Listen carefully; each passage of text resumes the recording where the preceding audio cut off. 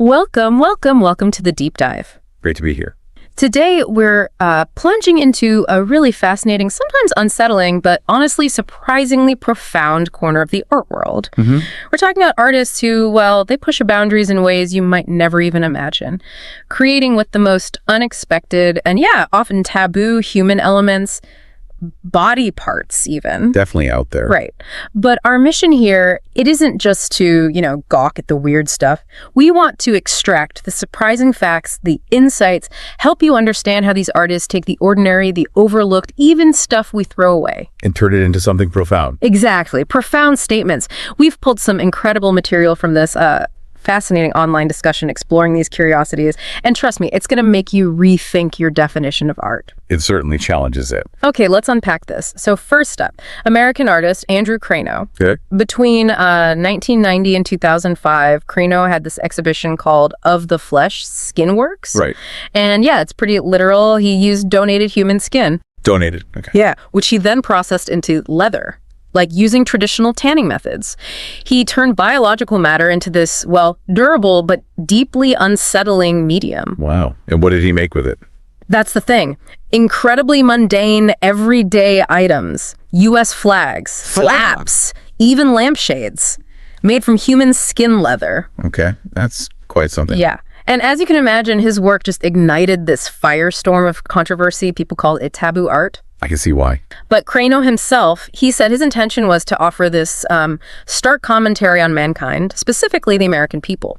He actually made his U.S. flags during the Gulf War. He said he was expressing deep concern that the conflict wasn't being carried out, ethically. So the context, the timing was crucial. Absolutely. A key takeaway here is really how artists navigate that incredibly fine line between just shocking material and actually having a profound message. Crano's use of human skin, especially for something so symbolic like a national flag, it forces you into this confrontation with really uncomfortable truths. Right. It questions our discomfort with the body as just material, especially when it bumps up against these deeply ingrained national symbols. It makes you ask, which is more sacred, the human body or the flag it supposedly represents. That's a powerful way to put it. But do you ever worry that for the average person looking at this, the initial shock, just the idea of human skin, might completely overshadow whatever deeper commentary Crano was aiming for? That's a really valid concern, and it's certainly a risk many artists who work in transgressive ways take. Sure.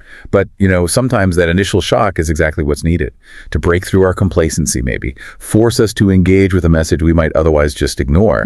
Crano's work demands attention, and in that demand, that's where the conversation starts. Okay, yeah, I see that. So from confronting those big political implications, let's pivot to something surprisingly tender, almost, but still deeply personal. Okay. Designer Alex Green. Now, you might have heard of placentophagy, consuming your placenta. Yeah, it's been getting some press. Supposed benefits like boosting milk production, balancing hormones. Right. And, it goes without saying, it's definitely not for everyone. Yeah. So Green offers this really unique, frankly, kind of genius alternative. She turns the placenta into a teddy bear. A teddy bear made from, okay. Yeah. The process is pretty involved, actually. You cut the placenta in half, cure it with salt. Right, preservation. Exactly. Then apply this mix of tarin and egg yolk to make it workable, pliable. Like leathering it almost. Kind of, yeah. Yeah. And only then can it be sewn into the shape of a teddy bear. It's described, importantly, not as an actual toy for a baby. Okay, good clarification. But more as a lasting keepsake, a crafty alternative, they call it, for people who want to honor this, life-sustaining organ without actually eating it. Green even offers a twin teddy kit that specifically celebrates the unity of the infant, the mother, and the placenta. What this really highlights, I think, is that human desire to find personal meaning and to transform something that's usually just discarded. Yeah, medical waste. Right, into a symbol of life, of connection. It speaks to this deep need, maybe, to honor biological materials that played such a crucial role in bringing life into the world. You imbue them with this lasting emotional significance instead of just, throwing them away. It really challenges our perception of what's waste and what might be considered sacred on a personal level, transforming the biological into this profoundly personal monument. And what a monument. Speaking of monuments, our next artist, he takes the idea of self-portraiture to a whole different, an entirely new level. Oh. We're talking about Masakichi Hananuma, a Japanese sculptor, lived 1832 to 1895. Right. So he was convinced he was dying of tuberculosis, and he decided to embark on this huge project, create a life-sized wooden sculpture of himself, the intention, to leave it behind for his lover. Wow. Okay. A final gift. Exactly. But here's where it gets really interesting. As time went on, Masakichi started contributing actual parts of his own body to the piece. What? Like Meticulously embedding his fingernails, his hair, even his teeth into the sculpture. his teeth. Yeah. Yeah. He crafted the statue using several different mirrors for accuracy and thousands of individual wooden pieces that just came together seamlessly. It's so complex, so detailed, you can actually make out tiny things like veins and pores in the wood. Incredible craftsmanship. Unbelievable. He finished it in 1885, and to this day, it's widely considered the most realistic wooden sculpture in existence. Robert Ripley, Ripley's Believe It or Not, Sure. he bought it in 1934, and apparently it remained one of Ripley's most cherished pieces. This really makes us consider the limits, doesn't it? The limits of self-portraiture and the artist's literal embodiment within their work. Yeah, literal is the word. Masakichi's dedication, it just transcends traditional sculpture. It's this extreme act of self-preservation through literally embedding himself. This almost anticipates modern body art in a way. Interesting connection. It reveals this profound human desire, not just to depict oneself, but to somehow become one's own legacy.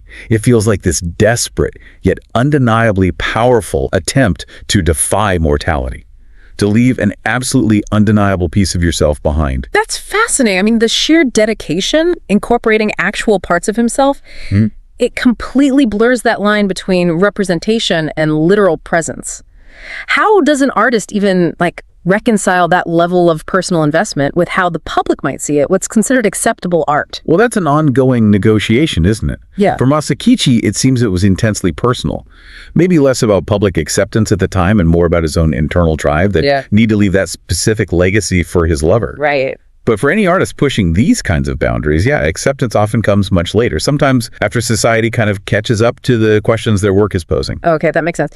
Now let's shift gears completely. Let's talk about things you'd normally only find, like when you're cleaning your apartment. Okay, like dust bunnies. Close. Toenail clippings. Hair. Yeah. Lint. Yes. Hey. Artist Rachel Buddy. She transforms these otherwise forgettable things into miniature sculptures. Yes, believe it or not, art from hair, lint, toenail clippings. Wow. Okay. Yeah. That's unexpected. Totally. And as you can probably guess, her work has met with its share of harsh criticism. People are grossed out. I can imagine.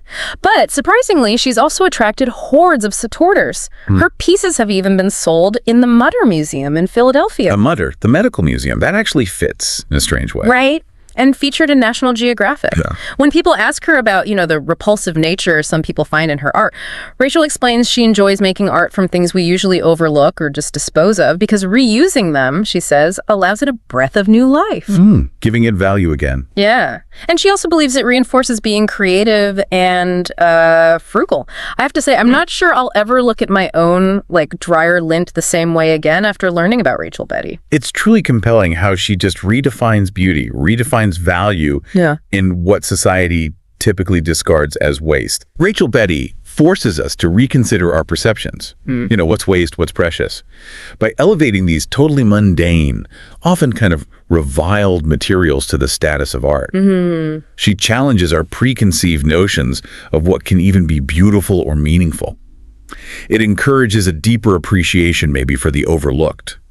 Her work is this subtle, but actually quite powerful critique of consumerism, our throwaway culture. But some critics might just argue it's purely for shock value, right? Or just a fleeting novelty act. How do you respond to that? Well, I think the longevity of her work, its presence in established places like the Mutter Museum, that suggests it's probably more than just novelty. Good point. It sparks a genuine conversation about value, about transformation. When you look at a piece of, say, lint art, and it actually makes you pause and think, that's doing more than just shock. It's creating a little shift in perception. Yeah. Okay, I buy that.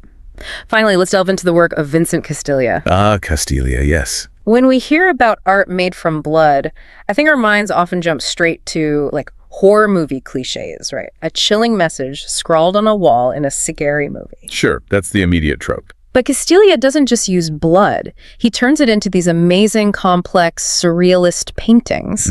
They're incredibly detailed. Exactly. This isn't some gimmick. It's incredibly complex work, so much so that apparently many viewers mistake it for traditional mediums like watercolor or sepia ink. Yeah, the tonality he achieves is remarkable. So how does he do it? He collects about 15 Vacutainer tubes. You know, the standard sterile tubes they use for blood tests of his own blood at a time.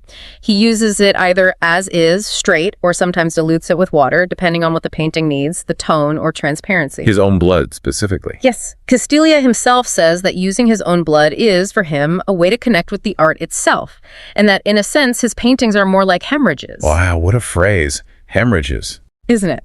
And his work varies hugely in size. Some pieces are just a few inches across, others are several feet tall, which implicitly tells you the sheer amount of himself, literally, he pours into each piece. Yeah, the physical commitment is undeniable.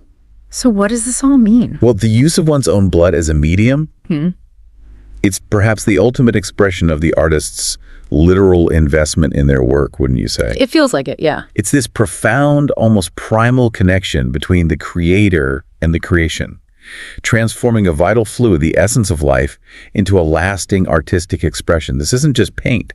It's symbolically, at least, the artist's life force laid bare on the canvas. It imbues each piece with this unparalleled intensity, I think, and a very personal, almost sacrificial power. Yeah. It really makes us confront the raw, visceral essence of existence itself. Wow. Okay. What a journey that was.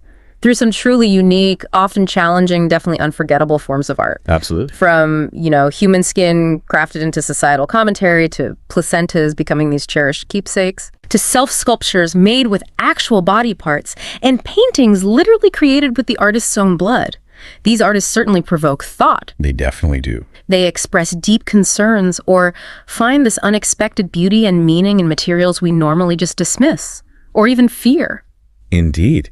And I think what these artists show us isn't just what they do, which is fascinating in itself, but why they do it and what that tells us about the human experience. Yeah. Knowledge is most valuable when it's understood and maybe applied or reflected upon. These artists, they show us that art can emerge from the most unexpected, most visceral places, pushing us really to question our own definitions of art itself and the very boundaries of creation. Absolutely. A great point to end on. So for you listening, what does it mean for something to truly be art in your mind after today's deep dive? And what will you look at differently, maybe, the next time you encounter something that challenges your conventional boundaries? Good questions to ponder. Definitely. Until next time, keep exploring and keep questioning.